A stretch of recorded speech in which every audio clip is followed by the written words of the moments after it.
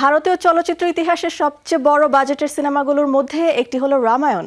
অবশেষে বহুদিনের অপেক্ষার পর মুক্তি পেল রামায়ণ সিনেমার টিজার। অন্যদিকে মারাঠা সাম্রাজ্যের প্রতিষ্ঠাতা এবং ভারতের অন্যতম মহান যোদ্ধা ছত্রপতি শিবাজী মহারাজের গল্প নিয়ে ফিরে এসেছেন রিতেশ দেশমুখ। প্রকাশ পেয়েছে তার নতুন সিনেমা রাজা শিবাজী এর টিজার। বিস্তারিত জেনে নেব প্রতিবেদনে। এবার বিশ্বব্যাপী প্রকাশে এসেছে বহুল প্রতীক্ষিত রামায়ণ সিনেমার টিজার। 2 মিনিট 38 সেকেন্ডের এই টিজারে মূলত রণবীর কাপুরের রাম চরিত্র, সীতা, লক্ষ্মণ ও রাবণের রাজ্যের ছোট্ট একটি ঝলক দেখানো হয়েছে। পরিচালক নীতিশ তিওয়ারির এই মহাকাব্যিক প্রজেক্টে রামের চরিত্রে দেখা যাবে রণবীর কাপুরকে। তার লুক ইতিমধ্যেই সামাজিক মাধ্যমে ব্যাপক সমালোচনার জন্ম দিয়েছে। সিনেমাটিতে আরও অভিনয় করছেন সাই পল্লবী, যেখানে তাকে দেখা যাবে সীতার চরিত্রে। ইয়াশ রয়েছেন রাবণ হিসেবে এবং সানি দেওলকে দেখা যাবে হনুমান চরিত্রে। মূলত তারকাবহুল কাস্টটি সিনেমাটিকে বছরের সবচেয়ে আলোচিত প্রজেক্টে পরিণত করেছে। প্রযোজক নামিত মালহোত্রার এই সিনেমা 2 পর্বে মুক্তি পাবে, যার মোট বাজেট ধরা হয়েছে প্রায় 4000 কোটি রুপি। অত্যাধুনিক ভিএফএক্স ও বিশাল সেটের মাধ্যমে তৈরি এই মহাকাব্যকে ভারতীয় সিনেমার নতুন মাইলফলক হিসেবে দেখা হচ্ছে।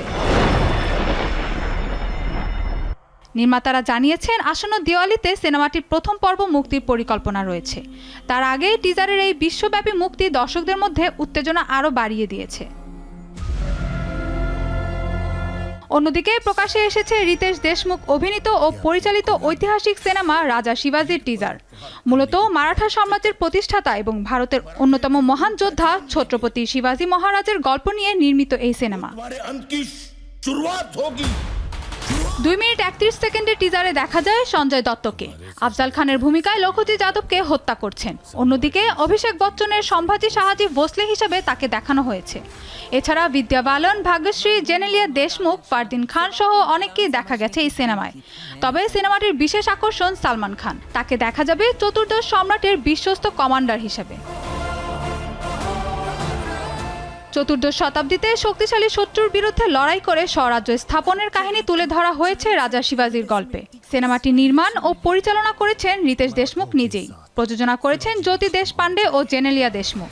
সব ঠিক থাকলে সিনেমাটি 2026 সালের 1 মে মারাঠি, হিন্দি ও তেলুগু ভাষায় মুক্তি পাবে। Mahbuba Mostarin, showbiz tonight.